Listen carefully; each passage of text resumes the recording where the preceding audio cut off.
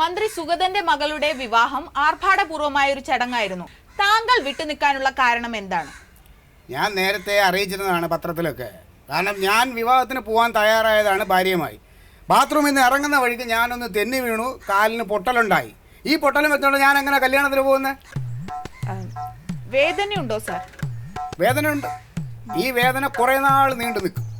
വിവാഹത്തിൽ നിന്ന് വിട്ടുനിൽക്കാൻ വേണ്ടി താങ്കൾ മനഃപൂർവ്വം വീണതാണെന്ന് ചിലർ ആരോപിക്കുന്നുണ്ട്. വസ്തുതയുണ്ടോ ഇതിൽ? മനഃപൂർവ്വം എങ്ങനെയാ വീഴുന്നത്? വീഴുന്നാൽ തന്നെ എല്ല് പൊട്ടുമോ? അപ്പം ഇതൊക്കെ എന്നോട് ശത്രുതയുള്ള ആരൊക്കെയോ മനക്കോട്ട കെട്ടുന്നതാ.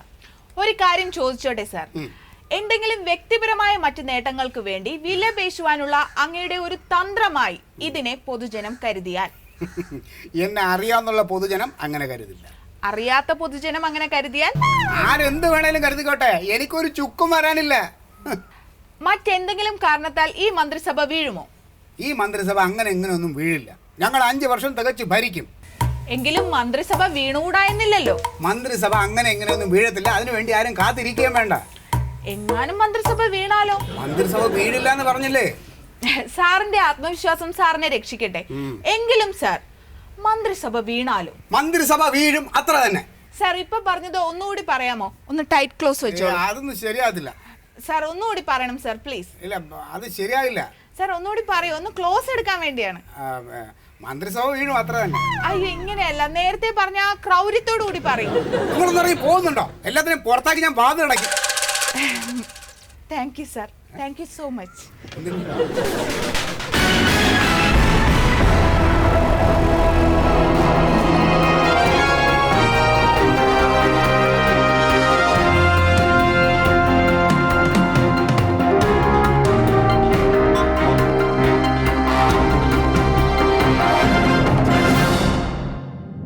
വളരെ ഞെട്ടലുളവാക്കുന്ന വാർത്തകളാണ് വന്നുകൊണ്ടിരിക്കുന്നത്. മന്ത്രിസഭ താഴെ വീഴുന്നതിന് മണിക്കൂറുകൾ മാത്രം ശേഷിക്കുന്ന ഒരു സാഹചര്യത്തിലാണ് ഇപ്പോൾ കേരള ജനത. കുമാരി മണ്ടോദരി മേനോൻ ലൈനിലുണ്ട്. മണ്ടോദരി മേനോൻ, എന്താണ് യഥാർത്ഥത്തിൽ സംഭവിച്ചത്? സത്യശീലൻ, കുറച്ച് സമയങ്ങൾക്ക് മുമ്പ് ഞാൻ മന്ത്രി മന്മഥനെ പോയി കണ്ടിരുന്നു. അദ്ദേഹത്തെ വളരെ അസ്വസ്ഥനായിട്ടാണ് ഞങ്ങൾക്ക് കാണാൻ കഴിഞ്ഞത്. ചില പ്രവർത്തകരുടെ പ്രവർത്തനങ്ങളിൽ അദ്ദേഹം വേദനിക്കുന്നതായി നമ്മോട് അദ്ദേഹം പറഞ്ഞു. എന്നാൽ ആ വേദന ഒരുപാട് നാൾ നീണ്ടു നിൽക്കുമെന്നും അദ്ദേഹം ഞങ്ങളോട് പറയുകയുണ്ടായി. ഈ ഭരണം വീണാൽ തന്നെ അദ്ദേഹത്തിന് ഒന്നും സംഭവിക്കാനില്ലെന്നും, വേണ്ടി വന്നാൽ പാർട്ടിയിൽ നിന്നും സുഗതനെ പോലുള്ള എത്ര സീനിയർ ആയിട്ടുള്ള പാർട്ടി പ്രവർത്തകരെയും പുറത്താക്കാൻ ഒട്ടും മടിയില്ലെന്ന് തന്നെ വളരെ രോഷാകുലനായിക്കൊണ്ടാണ് ഞങ്ങളോട് മന്മഥൻ പ്രതികരിച്ചത്. കേരള രാഷ്ട്രീയം ഇന്ന് ഒരു പൊട്ടിത്തെറിയുടെ വക്കിലാണുള്ളത്. അങ്ങനെ അദ്ദേഹം ഒരിക്കലും പറയുമെന്ന് ഞാൻ വിശ്വസിക്കുന്നില്ല. കാരണം അങ്ങനെ പറയാൻ മാത്രം ഞങ്ങൾ തമ്മിൽ ഒരു പ്രശ്നമില്ല. അദ്ദേഹം ഞങ്ങളുടെ പാർട്ടിയുടെ സംസ്ഥാന പ്രസിഡന്റാണ്, ഞാൻ ജനറൽ സെക്രട്ടറി. ഒരു നിസാര കാര്യത്തിന് പോലും ഞങ്ങൾ ഇന്നുവരെ തെറ്റിയിട്ടില്ല. പക്ഷെ മനുഷ്യ സഹജമായ ചില വികാരങ്ങൾ ആർക്കും തോന്നാം. ഒരു മന്ത്രിയാകുക, നാട് ഭരിക്കുക, ഔദ്യോഗിക വലയം ചുറ്റിനുമുണ്ടാകുക, ഇത്തരം കാര്യങ്ങളിൽ അദ്ദേഹത്തിനും ആഗ്രഹം തോന്നിക്കൂടെ? അദ്ദേഹത്തിന് അങ്ങനെ ഒരു ആഗ്രഹം ഉണ്ടെങ്കിൽ അത് എന്നോട് പറഞ്ഞാൽ പോരെ? മന്ത്രിസ്ഥാനം ഞാൻ ഒഴിഞ്ഞു കൊടുക്കുമായിരുന്നല്ലോ. പക്ഷെ താങ്കൾ അത് മനസ്സറിഞ്ഞ് ചെയ്യേണ്ടതല്ലേ? അതൊക്കെ ഞങ്ങളുടെ പാർട്ടി തീരുമാനിക്കേണ്ട കാര്യങ്ങളാണ്. അതൊന്നും നിങ്ങൾ മീഡിയ ആയിട്ട് ചർച്ച ചെയ്യാൻ ഞാൻ ഉദ്ദേശിക്കുന്നില്ല. പക്ഷേ പാർട്ടിയുടെ സംസ്ഥാന പ്രസിഡന്റ് ശ്രീ മന്മഥൻ ഇതെല്ലാം ഞങ്ങളോട് ചർച്ച ചെയ്ത് കഴിഞ്ഞു. എല്ലാവരെയും പുറത്താക്കി വാതിലടയ്ക്കുമെന്ന് വരെ അദ്ദേഹം ഞങ്ങളോട് പറഞ്ഞു. അതൊക്കെ നിങ്ങൾ മീഡിയകളുടെ സൃഷ്ടിയാണ്. ഞാൻ അതിലൊന്നും വിശ്വസിക്കുന്നില്ല. താങ്കൾ പലപ്പോഴായി ഞങ്ങൾ മീഡിയക്കാരെ ആക്ഷേപിച്ച് കാണാറുണ്ട്. എന്തുകൊണ്ടാണ് സാർ ഇങ്ങനെ? ഞാൻ ഒരിക്കലും മീഡിയക്കാരെ ആക്ഷേപിച്ചിട്ടില്ല. എത്രയോ തെളിയാതെ കിടക്കുന്ന കേസുകൾ നിങ്ങൾ മീഡിയക്കാർ മുഖാന്തരമാണ് തെളിഞ്ഞിട്ടുള്ളത്. ഏതൊരു പകൽമാന്യനും എന്തും ചെയ്യാമെന്നും അത് പുറലോകം അറിയില്ല എന്നുള്ള തെറ്റായ ധാരണ തിരുത്തിയത് നിങ്ങൾ മീഡിയക്കാരാണ്.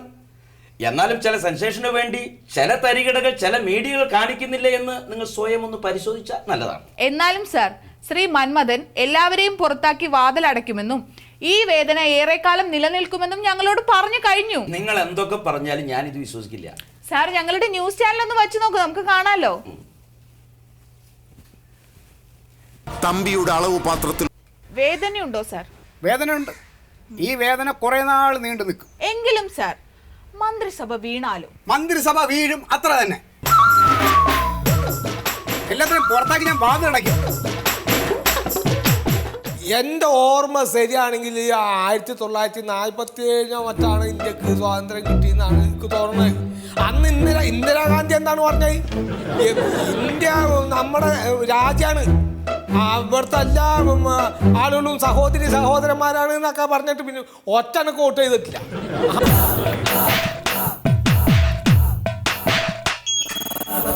ഇത്ര വ്യക്തമായൊരു സത്യം കൺമുന്നിൽ കണ്ടിട്ടും ഇങ്ങനെ മൗനം പാലിക്കാൻ എങ്ങനെയാണ് സാറിന് പറ്റുന്നത്? മന്മഥൻ ഒരിക്കലും പറയാൻ പാടില്ലാത്തതാണ് പറഞ്ഞത്.